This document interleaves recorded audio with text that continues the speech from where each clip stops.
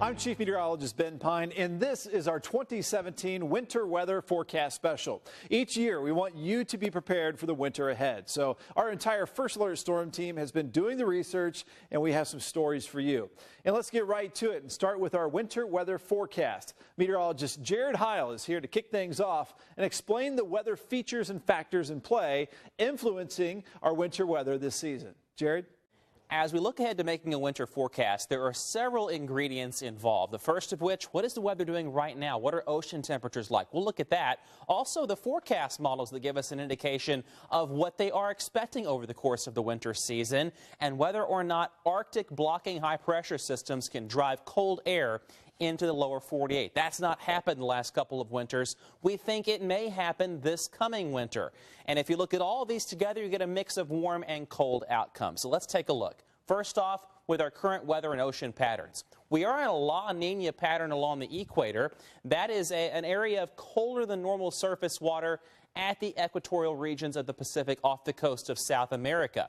North of that, you have some warmer than normal water over more chilly water in the northern parts of the Pacific, and that can enhance the energy at the jet stream level coming into the lower 48. The bottom line is, typically out of this sort of a weather pattern, you have some very cold air across western Canada that occasionally dips down into the lower 48. Meanwhile, there's a lot of warmth along the Gulf Coast, and we are in a battle zone between the warm and the cold, and that's why sometimes La Nina winters are very wet and sometimes very wintry around here with snow and ice. The models are showing a very mild winter across the southeastern third of the nation, not taking into account some of the blocking from the Arctic that we're going to talk about here in just a second. But what they do key in on is a very wet weather pattern. Again, that's typical of La Nina winters. Finally, Arctic blocking. This occurs when warm high pressure goes much farther north over Greenland than it should. That displaces the warm air over us off into the Atlantic, and cold air replaces it. This hasn't happened for a couple of winters. We think it may happen from time to time this winter, and that's why at times very cold weather is possible in this La Nina winter. Ben? Thank you, Jared. Now, before we get to that official snowfall forecast, let's talk about average amounts of snow. In December, we averaged just 2.6 inches. January rises to 3.7, and our snowiest month on average is actually February at 4.5 inches. We typically see a little snow into early March as well. Now, the total amount of snow we average in the season in Kentuckiana is about a foot. This time around, the official snowfall forecast from the First Alert Storm Team for 2017-2018 season is a forecast of 12 to 18 inches total. That is at or above normal with the typical amount that we see in the snow season. Now, one big storm, ice or snowstorm, could really impact those totals, so keep that in mind. Now, when the snow moves in, we want you to be fully prepared and know exactly what the winter weather watches and warnings mean. With more on that, let's send it over to Caitlin. As we get into the heart of winter, we're likely to see various watches and warnings. They can get a little confusing, so let's break down the most common types. A winter weather advisory is the most common advisory issued during our winters here in Kentuckiana. This is issued when there is the possibility of snowfall between 1 to 4 inches over 12 hours. It can also be issued if sleet or freezing rain may be a threat.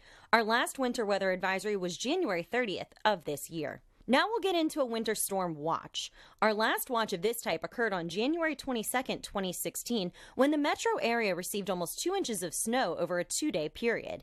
This watch is issued when there is a threat for heavy snow or significant accumulation of ice by freezing rain or sleet. Typically, we'll get this watch within 12 to 28 hours of an event. Next, a winter storm warning. This is issued when we believe there will be snowfall of at least 4 inches over a 12-hour period or as much as 6 inches within a 24-hour period. A warning can be issued for less than 4 inches of snowfall if there is a significant threat of sleet or freezing rain. Remember the snow on Valentine's Day last year? That was our last winter storm warning, and while most folks only saw 3 to 4 inches of snow, portions of Grayson and Hart counties saw up to 7 inches. Another type of warning we see here issued is an ice storm warning. This is issued when at least 1/4 inch of ice from freezing rain is expected to accumulate. Our last ice storm warning occurred in late January 2013, but if you've lived in Kentuckiana long enough, you may recall the ice storm over Super Bowl weekend in 2009, which knocked out power to hundreds of thousands of people. The weight of ice tore down trees and power lines and took weeks to repair once it thawed. Finally, we'll talk about a blizzard warning. We don't see these too often, but when we do, they're often misunderstood. You'd think a blizzard warning means heavy snow, when in reality, it depends on wind speeds and visibility. Sustained gusts of 35 miles per hour combined with falling snow that decreases our visibility to less than 1/4 of a mile for at least 3 hours are required for a blizzard warning to be issued. Our last blizzard warning was December 26 of 2012, when southern Indiana counties saw up to 6 inches of snowfall, but south of the river barely saw a trace of snow. Whatever the type of watch or warning this winter, we'll keep you as informed and up to date on those conditions as possible. Thanks, Caitlin, and we'll be right back with much more. But first, what's a clipper system? During the winter season, you may hear us say the term clipper from time to time. A clipper system, otherwise known as an Alberta clipper, is a fast-moving low-pressure system that moves southeast out of the Canadian province of Alberta right about here. The quickly moving clipper then cruises through the Great Plains, Midwest, and Great Lakes region. This type of system often brings light snow, maybe 1 to 3 inches, gusty winds, and colder temperatures. Sometimes we have a little fun with the name of these storm systems. You may also hear us call them Saskatchewan Screamers or Manitoba Maulers. It's the same thing, we're just describing where the storm originated. If the jet stream gets locked into a northwest flow, then we can expect at least several of these systems to swing through during the winter months. So we can often blame Canada for these quick bursts of snow. If you're looking for a really big snow, it's not usually going to come from the Alberta clipper. For that major snow, look for a low pressure center moving in from the west or southwest. These systems get loaded with Gulf of Mexico moisture and are often connected to cold Canadian air.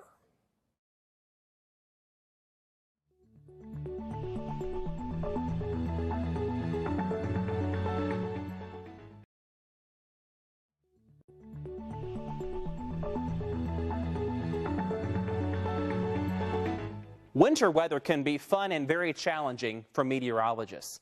One type of frozen precipitation we sometimes get is sleet. We often call sleet ice pellets, which bounce off of objects like your car windshield and the sidewalk.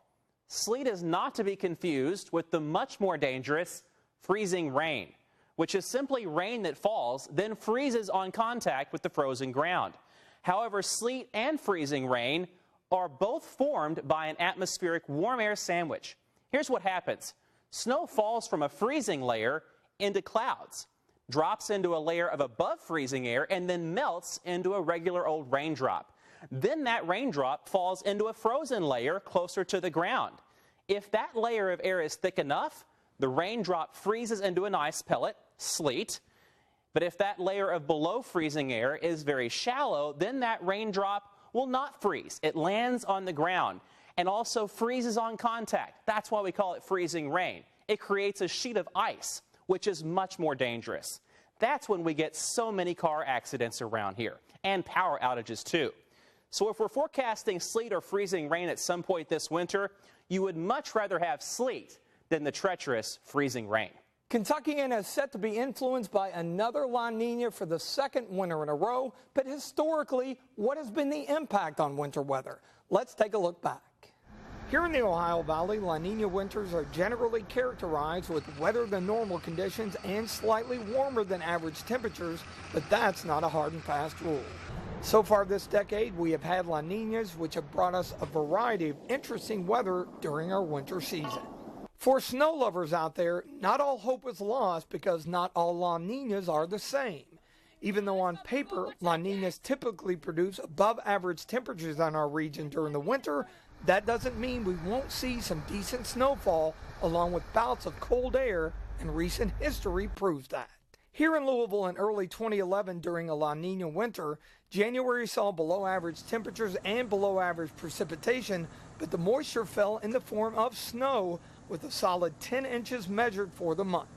Even though temperatures jumped a bit in February, an early month snow occurred with temperatures in the mid-30s as the snow fell so hard it overcame the snowmelt rate and dumped a 2 to 5 inch snow across Kentuckiana, so the possibilities are there. Last winter's weak La Nina kept winter weather at a minimum with only 2.7 inches of snow for the season here in Louisville, with the majority of that falling on one day in early January. It was our warmest February on record with an average temperature of 49 degrees. Keep in mind there are many factors and variables that work together to bring us our weather, so a repeat of last winter's lack of snow and cold is far from guaranteed. The moral of the story for you snow lovers, a La Nina-influenced winter could still bring snow events, but we need to be ready for severe weather potential as well. With more on La Nina's wild side and tornado potential, here's Caitlin Fish. With the possibility of La Nina affecting our weather pattern for this upcoming winter across the U.S., we decided to see what that could potentially mean for our weather here in Kentuckiana. We took a look back over the past 20 years of tornado data to see if there was any connection between El Nino years, La Nina years, and the frequency of severe weather. Here's what we found. First, the number of tornadoes during moderate to strong El Nino years, absolutely zero during the months of December, January, and February. Now to the years with a moderate to strong La Nina. 44 tornadoes over the past 20 years, a major contrast between El Nino years and La Nina years. Now, I'm not saying there's a guarantee we'll see tornadoes this winter, but with a La Nina pattern, it may potentially mean a more active weather pattern. Thanks, TG and Caitlin. We've got more winter weather to talk about coming up. But first, let's learn about snow ratios. You might be surprised to hear me say that snowfall is actually one of the easier types of precipitation to forecast. Sure, forecasting snowfall totals has its challenges. And if you were to throw in sleet or freezing rain, now that's a much bigger challenge. But thankfully for meteorologists, if it's just an old snowfall forecast, then the entire depth of the atmosphere above us is below freezing. However, one thing that can make the difference is ratios, the ratio of water to frozen snow. How much snow a system will give us is often determined by how cold the air is. So one rule of thumb, at around 30 to 32 degrees, for every inch of water content in the air, you've got 10 inches of snowfall. Now, if the air is colder, let's say 25 degrees, then the entire snowfall total could be 15 inches of snow. Now, temperatures in the teens can produce ratios of up to 30 to 1. So with some easy math, we can determine that 1 inch of water to work with in a storm, if it's 32 degrees, we may get 10 inches of snowfall. But if the temperature is, say, 10 degrees, we might expect 30 inches of snowfall. Now, that's a big difference, and you may be saying, why? Well, cold air produces snow with more airspace. It's light and fluffy, while a wet snow near freezing is more compact and sloppier. Another important point, what kind of snow packs the best for that snowball fight or to make Frosty come alive? These are all important things. The snow that falls around 32 degrees will pack better. The higher water content helps it stick together.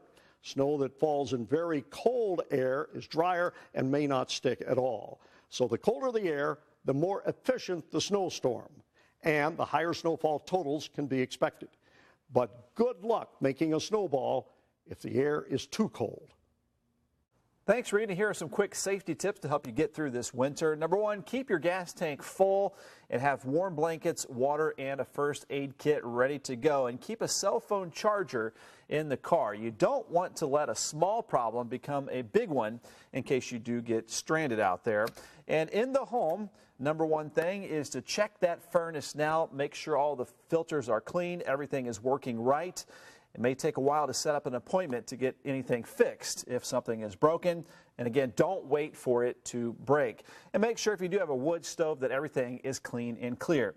And meteorologist Reed Yaden will be right back with more on how to shovel safely as that snow comes.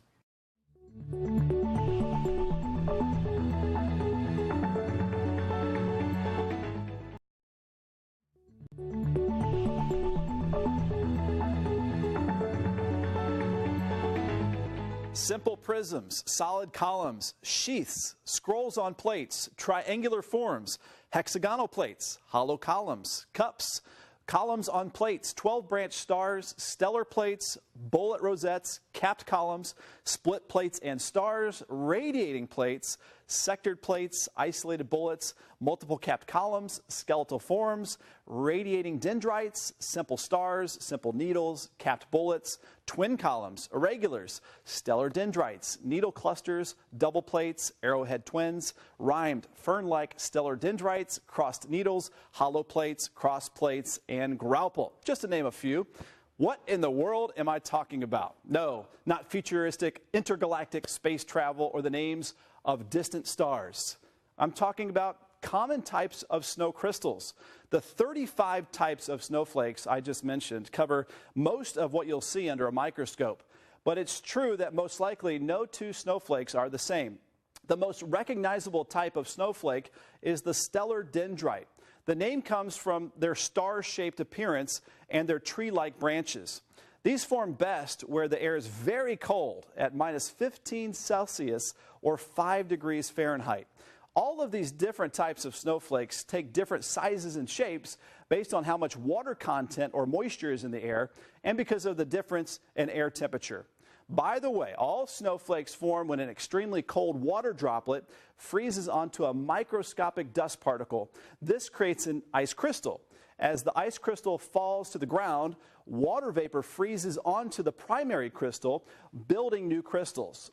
The 6 arms of the snowflake, the ice crystals, seem magically symmetrical or patterned because they reflect the internal order of the crystal's water molecules as they arrange themselves in predetermined spaces, known as crystallization. So the next time a snowflake lands on your sleeve, you'll know much more about the science and creation of that little flake or crystal. When it comes to accumulating snow, the question comes to mind, to shovel or not to shovel. Well, you have some options. Let's go to the movie White Christmas where they sang about snow. Snow, snow, snow, snow, snow. As the snow is falling,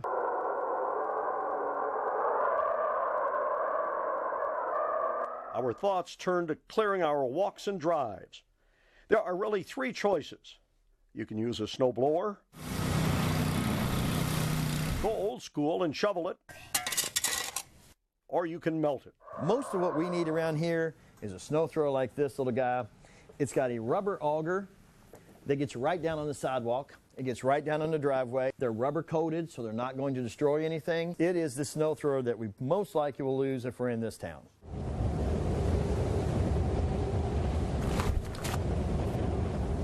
This is Jim Lair, and if you can't afford a snowblower, you can still do it the manual way with snow shovels. Lots of choices. The ergonomic shovels are best for the back. You're not bending over. They work great to move plenty of snow.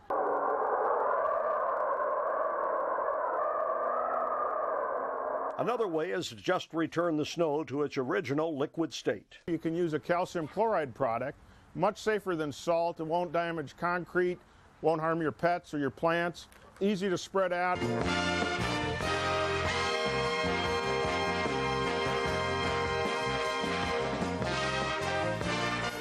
I tell you, all this talk about snow blowers, different types, snow shovels, salt, got me to thinking.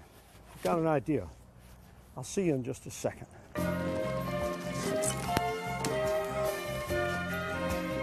Oh, you know, I think I'm starting to like this winter weather special a little better now. I think my thoughts are very clear. I'm certainly not going to miss this red monster on the driveways. I'll tell you what, my idea of shoveling snow, taking care of it all, just forward my mail to Reed Yaden, Storm Team Winter Special.